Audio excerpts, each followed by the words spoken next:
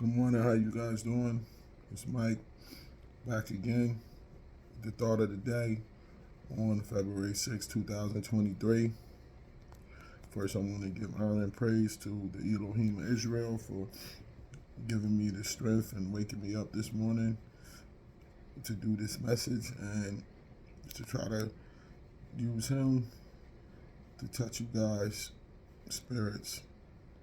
Today, I want to talk about living with PTSD. Living with PTSD. I was diagnosed with PTSD, which is post-traumatic stress disorder, back in 2015. I had to take a test for my job. I was a teacher in Red Bank Middle School, and I went through a traumatic event, as many as you might know. I found my wife murdered in 2009, and she taught at the school with me. And I was a suspect for about 6 years until they figured out what actually happened. Being in that situation had me living in constant fear, and the fear took over my life. Every day I woke up, I wondered if today was the day that I would be arrested and my life would be over for something that I didn't do. So once I was allowed to go back into teaching, it was hard for me to adapt back to the classroom. And my job was like messing with me, and they didn't really want me there, so they was trying to find a reason to get me to quit. So a lawyer intervened, and he told me that I needed to take a test to see if I was even mentally equipped to be in the classroom at that time. So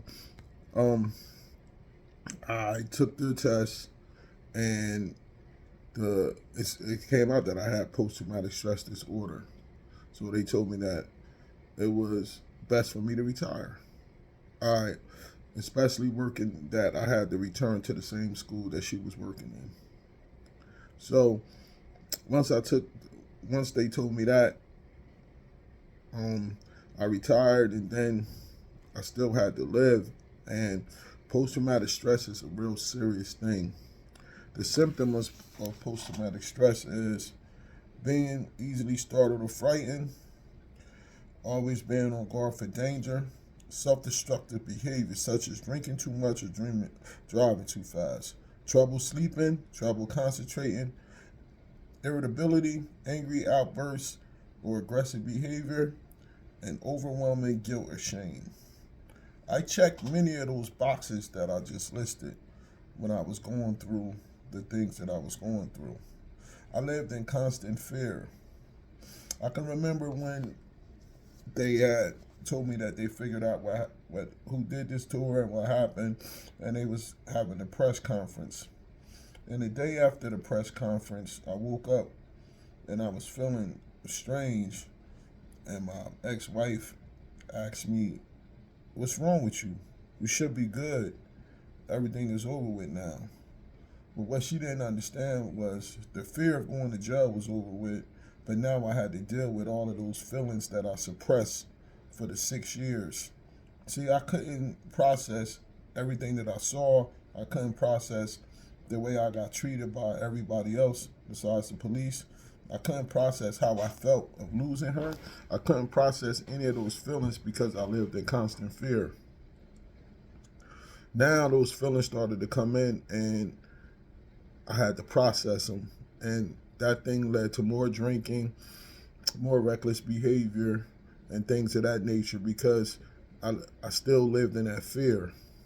See, what PTSD, one of the things it did to me was, since my life changed dramatically on September 14, 2009, it was a constant fear that anything could happen at any time. So I always, no matter what was going good in my life, I always felt that something was going to come and mess it all up.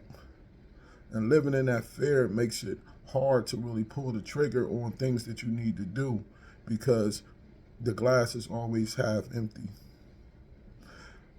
And that fear can get into your relationships. You'll have angry outbursts. You'll argue a lot. I lived with a lot of guilt and shame, and all of that stuff was just built up inside of me. Now, what's the solution? Because I always like to talk about solutions. One was my relationship that I built with the Most High. The Most High didn't give us the spirit of fear. So once I did my steps and got baptized and really came into the truth, living with him and living with him inside of me helped me deal with that fear and living with PTSD. The next was doing extensive work with my therapist and her working with me and encouraging me and talking to me and charting my progress and let me see where I was at and where I'm at now. Another thing was doing the steps again. I did the steps back in 2019, and then I just did them again a couple months ago. And the second time I did them, I told my new sponsor I wanted to concentrate on fears because a lot of fears had developed over the years that I didn't know I had when I first came into sobriety. And lastly, I really make it a thing of mine to really live in today. See, living in the past and in the future. When you live in the past, you living on regrets, and the future often brings us anxiety. So I try to live in the day. Where am I at now? What's going on now? Am I safe in the place that I am now? And once I try to stay in that, all that anxiety and fear constantly goes away. I wanted to do this message not because I'm looking for sympathy or attention, but just to bring awareness that PTSD is a real thing, especially in our community, because we deal with a lot of trauma and things of that nature growing up that we carry with us. And a lot of that trauma turns into violent outbursts and things of that nature, and people wondering where it comes from.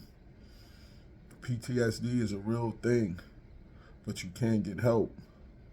Please use the therapist, the psychologist, use God first and foremost. And if you're willing to get into 12 steps, you can get into that too. But let's treat PTSD and have sympathy and understanding for those that are in relationships with somebody that suffer from PTSD. They need patience and they need understanding, and it's a way out. We just got to keep working. This is Brother Mike. Make sure you guys enjoy your day. Shalom.